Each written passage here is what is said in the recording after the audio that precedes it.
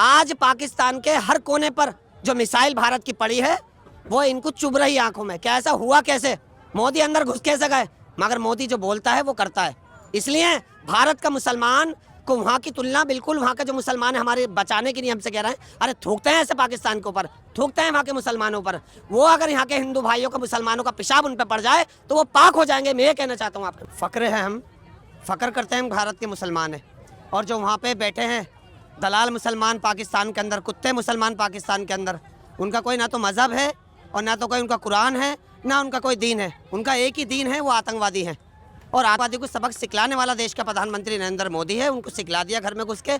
और अभी मात्र देश की दो बहनों ने काम किया है। और मैंने मीडिया में पहले कहा था, मीडिया में कहा था, हम घर में घुस के मारेंगे। अल्लाह अकबर का नारा और जय श्री राम का नारा लेकर हम लोग घर में घुसकर मार खाएंगे। वो इतिहास भी आज पूरा कर दिया उन दो बहनों ने। अल्लाह अकबर का और जय श्री राम का नारा लेकर उनको अंदर घुस के मारा है। यह है भारत की, यह भारत की आन बान शान। मुंह तोड़ जवाब मिला है पाकिस्तान को, इसलिए वो बौखला गया। बौखलाने के बाद क्या करा उनने? वो सबके पास भाग पड़ा कि मुझे बचाओ, मुझे बचाओ। लेकिन अगर ये ऑपरेशन सिंदूर चालू कर रहता ना तो पाकिस्तान का सर्वनाश पूरा पक्का हो जाता। फ़क्र है, हम फ़क्र करते हैं, हम भारत के मुसलमान हैं।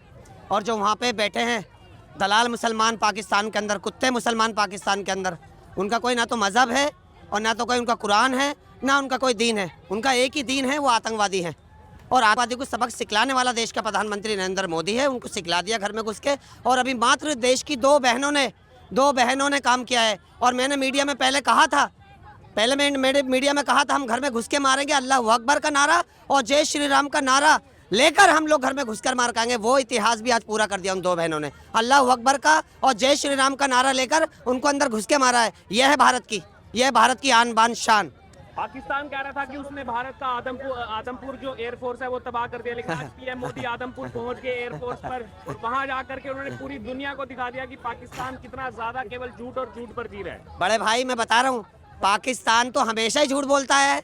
उसने कभी सच्चाई दिखाई है? आज पाकिस्तान को चलाने वाला कौन है? आप शाहबाज को समझ रहे हैं? वो सिर्फ कठपुतली है।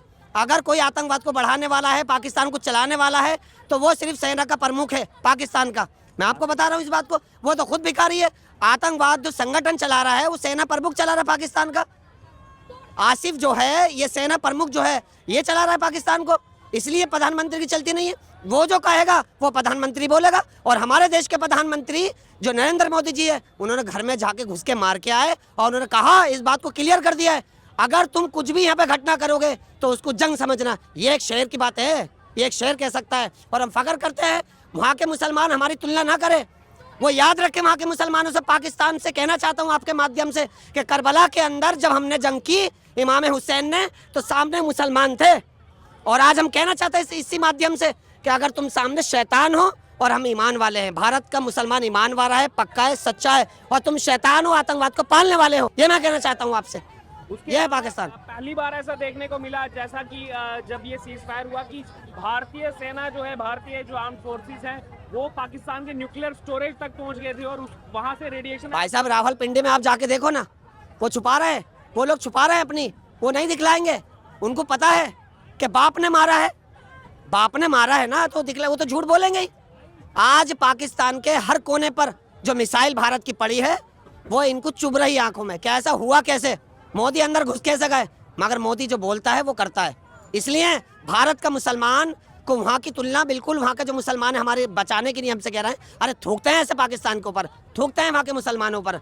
वो अगर यहाँ के हिंदू भाइयों का, मुसलमानों का पेशाब उन पर पड़ जाए तो वो पाक हो जाएंगे। मैं ये कहना चाहता हूँ आपको। देखो, यहाँ की आई हुई जनता सारी, ये कोई जनता वो नहीं है, ये सिर्फ जनता वो है जो प्रेम प्यार करती है हिंदुस्तान से, जो प्रेम प्यार करती है, वो सारी जनता यहाँ पे खड़ी है। इसलिए कि हमारे फौजियों का संविधान बढ़ाने के लिए है, उनको एक हिम्मत देने के लिए है कि जो उन्होंने करा है हमारे फौजियों ने, वो बहुत बढ़िया करा है। इसलिए सिर्फ यही कहना चाहेंगे हम कि हमेशा हम हिंदुस्तान को आगे बढ़ने की कोशिश करेंगे और हमेशा कभी हिंदुस्तान का सर झुकने नहीं देंगे। और क्या नाम है इसका, जो ये ऑपरेशन हमारा कंप्लीट हुआ है, ये बहुत इस तरीके से हुआ है कि ये समझो एक फतेह, जिसको कहते हैं ना फतेह मिलना, वो। इसलिए मुंह तोड़ जवाब मिला है पाकिस्तान को, इसलिए वो बौखला गया। बौखलाने के बाद क्या करा उनने? वो सबके पास भाग पड़ा कि मुझे बचाओ, मुझे बचाओ। लेकिन अगर ये ऑपरेशन सिंदूर चालू कर रहता ना तो पाकिस्तान का सर्वनाश पूरा पक्का हो जाता। फतेह का आपने जिक्र किया, पाकिस्तान ने अपनी फतेह 2 मिसाइल भेजी थी, उसको भी हवा में जो है निस्ते नाबूद कर दिया हमारे। देखिए हमारे प्रधानमंत्री जी जो हमारे देश के वजीर आजम साहब हैं, हमारे जो हमारे मोदी जी हैं, वो ऐसी टेक्नोलॉजी अपने हिंदुस्तान में उन्होंने पैदा कर दी है इस भारतीय जनता पार्टी ने कि इससे टकराना तो बहुत दूर, इससे कोई तू करके भी नहीं बोल सकता।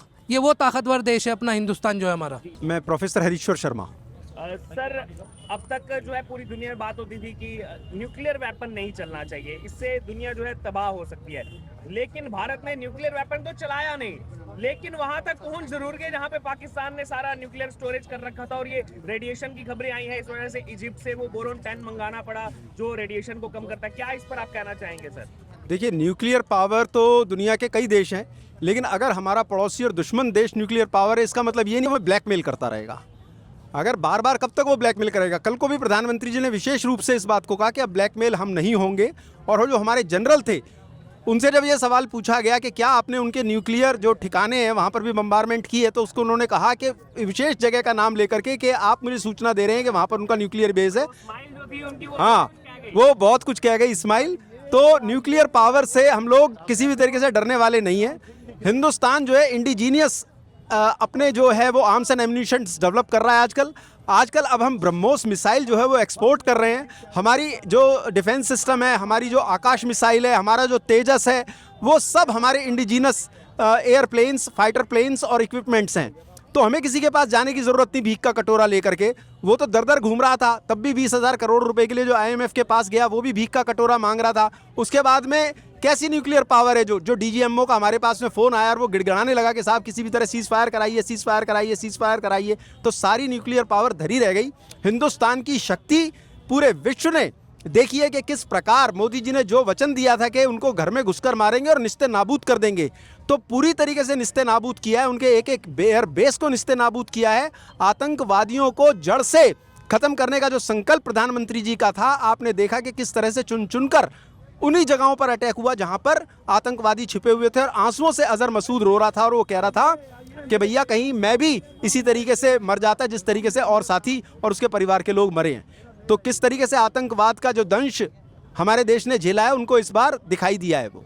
उसके अलावा जैसे हम बचपन से सुनते हैं कि जो चीनी प्रोडक्ट है उस पर कभी विश्वास नहीं, बस तो फिर वो भी सिद्ध हो गया इस बार सिद्ध हो गया वो कि चीनी माल चीनी होता है और भारतीय माल भारतीय माल होता है। भारत ने हमेशा शांति का संदेश दिया है, लेकिन उसके साथ एक संदेश ये भी दिया है कि अगर कोई हमें छेड़ेगा तो हम उसे छोड़ेंगे नहीं।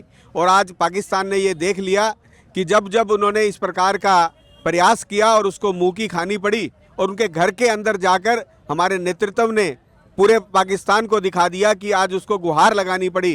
तो आज हम जो निकले हैं यहाँ पर, आप देख रहे हैं अब हजारों की संख्या में लोग निकले हुए हैं। वो ये देखिए आज सारा जो है इंडिया गेट भरा हुआ है। तो ये दर्शा रहा है कि भारत कभी भी ऐसे उग्रवादी ताकतों को छोड़ेगा नहीं। देखिए ये सब जो है सैनिकों की अपनी रणनीति थी और हमारा नेतृत्व मोदी जी के नेतृत्व में ये सब निर्णय लिए गए। इनके ऊपर ज़्यादा चर्चा करना आज के दिन में अच्छा नहीं है, लेकिन मैं इतना जरूर कहना चाहता हूं उन सभी उग्रवादी ताकतों को कि भारत आपके अंदर घुस के मारने की हिम्मत रखता है और आपको उन्होंने इस बार दिखा भी दिया है। पाकिस्तान की हालत ख़राब हो गई थी, पाकिस्तान मिटने वाला था, पाकिस्तान ख़त्म होने वाला था, पाकिस्तान घुटने टेक रहा था, माफ़ी मांग रहा था। भारत एक ऐसा देश है, वो माफ़ करने वाला देश है, मगर पाकिस्तान अगर ऐसी दोबारा हरकत करेगा तो पाकिस्तान का नाम और निशान मिटा देंगे। हमारी भारतीय सेना पे हमें गर्व है कि उन्होंने जो शौर्य दिखाया, ऑपरेशन सिंदूर में जो शौर्य दिखाया भारतीय सेना ने, पूरा भारत के सम्मानित निवासी अपनी सेना को गर्व महसूस करते हैं और धन्यवाद देते हैं कि ऐसे सेना के उसमें हम सुरक्षित हैं। देखो हमारे भारतीय सेना ने, हमारी मातृशक्ति ने ये दिखा दिया कि पाकिस्तान तुम्हारे लिए हमारी मातृशक्ति बहुत है। हमारे फौजी तो बाकी है, हमारी मातृशक्ति जो फौजी के रूप में उन्होंने पाकिस्तान के जितने आतंकवादी कैंप थे वो सारे खत्म करे और पाकिस्तान घुटनों पे रोने लग गया। तब हमारे मोदी जी ने उनको माफ़ किया और माफ़ करना भी पड़ता है। मगर अगर पाकिस्तान ने दोबारा ऐसे हिमाकत करी तो पाकिस्तान नहीं रहेगा, पाकिस्तान खत्म हो जाएगा। नाम जो पूरा हिंदुस्तान आज से जी रहा है और फ़ख्र मानता है तो मेरा नाम तस्नीम कुरैशी है, जो सूफिया कुरैशी ने जिसका पाकिस्तान का खात्मा करा है, तो मैं उसी ज़ात का हूँ, कुरैशी। मैं पहले तो अपने आप पे और हिंदुस्तान पे फ़ख्र करता हूँ कि एक हमारी बहन सूफिया कुरैशी जो काम करा है, आज हम मुसलमानों का ये समझो सर ऊंचा हो चुका है। और हम भारतीय सेना का बहुत शुक्रगुजार हैं कि उन्होंने ऐसा कदम उठाया कि हमारी बहन सूफिया कुरैशी को ऑर्डर दे के जो कामयाब बनवाया है। तो मैं उनके लिए सलूट करता हूँ सूफिया कुरैशी के लिए, बहन के लिए, कि जो सूफिया कुरैशी ने जो आज काम करा है। तो मैं ठाठ से और अपने आप को फ़ख्र कर रहा हूँ कि मैं भी एक कुरैशी हूँ। और मैं भी ये कहना चाहता हूँ कि नरेंद्र मोदी जी, ऐसे कुरैशी आपके लिए बहुत हैं जो हमें पाकिस्तान के लिए जाने के लिए कि हमें ऑर्डर दें, जो हम पाकिस्तान का पूरा खात्मा करके दिखाएं कि हम भी कुछ हैं। जी बिल्कुल, आज देश की जनता जानती है ये नया भारत है, ये नया भारत है, घर में घुस के मारता है। ये इन्होंने हमारे 26 बेगुनाहों को मारा, लेकिन मोदी सरकार ने, हमारी देश की सेना ने उनके एक भी बेगुनाह को नहीं मारा। उन्होंने किनको मारा? सिर्फ आतंकवादियों को मारा, उनके बेस कैंप को ख़त्म करा। साथियों, मैं आपसे सिर्फ एक बात कहना चाहूँगा, जो मोदी जी ने कहा है कि आप एक गोली मारोगे तो अब जवाब गोले से मिलेगा। अब बात होगी तो सिर्फ पीएको पे होगी और किसी चीज़ पे बात नहीं होगी। खून और पानी एक साथ नहीं बहेगा। या तो आप खून ख़त्म करो तो हम पानी देंगे, अगर आपने खून खराबा शुरू करा तो तुम्हारा पानी बिल्कुल बंद कर दिया जाएगा। इसी प्रकार जी बिल्कुल बिल्कुल, अब पाकिस्तान को क्या, पूरी दुनिया को समझ में आ गया है कि भारत की मार कहाँ तक है। सबसे सेफ जोन न्यूक्लियर्स का जो बेस कैंप होता है वो सबसे सेफ जोन माना जाता है उस मुल्क का। हमारी सेना जो हिंदुस्तान में बैठे बैठे उन्होंने कहाँ वार करा? उनके जहाँ पर न्यूक्लियर वेपन्स रखे थे उनके, जिसके कारण पाकिस्तान को भागना पड़ा अमेरिका के पास और तमाम मुल्कों के पास कि भाई भारत को मना करो, अब बहुत हो गया, अब हम आइंदा से कुछ नहीं करेंगे। तो मैं बस यही बात कहना चाहूँगा कि भाई आइंदा से कोई भी मुल्क भारत की तरफ नज़र उठा के देखेगा तो वो पाकिस्तान के हालात को देखते हुए वह पहले हाथ जोड़ लेगा कि भारत के साथ झगड़ा करना गलत है। देखिए, जैसे महाभारत का युद्ध हुआ था तो बर्बरीक से भगवान श्री कृष्ण ने पूछा कि आपने क्या देखा? तो बर्बरीक ने एक बात की थी कि महाराज, मैंने तो सिर्फ एक चीज़ देखी, सुदर्शन चक्कर घूमता हुआ नजर आ रहा था मुझे। ये सुदर्शन चक्कर वही है, S-400। ये S-400 की देन है। इसी प्रकार इस मुल्क के ऊपर यहाँ की जो क्षेत्र छाया के अंदर है, सुदर्शन चक्कर घूम रहा है। एक भी ड्रोन भारत की सीमा में घुसा तो सही, लेकिन भारत की धरती पे नहीं पहुँच पाया, उसको हवा में ख़त्म कर दिया गया। ऐसे तमाम वेपन्स जो मनोहर पारिकर जी ने हमारे देश को दिए, तो हम उनको सत सत नमन करते हैं। जो मनोहर पारिकर जी ने बड़ी मेहनत से, बड़े अथक प्रयासों से S-400 दिया, जो चाइना के पास भी नहीं है। जी बिल्कुल, ये ना राफेल को ले, तो देखो, जब भी इस देश की ताकत बढ़ेगी तो ये लोग, जैसे विपक्षी पार्टी है जो जिन्होंने इस देश के टुकड़े कराए, कांग्रेस पार्टी, ये नहीं चाहेगी कि इस देश की ताकत बढ़े। इन्होंने राफेल पे बढ़ाया, बॉक्सर्स घोटाला कितना बड़ा घोटाला था, ये सब जानते हैं। अरे अब इसके पे सजा भी हुई।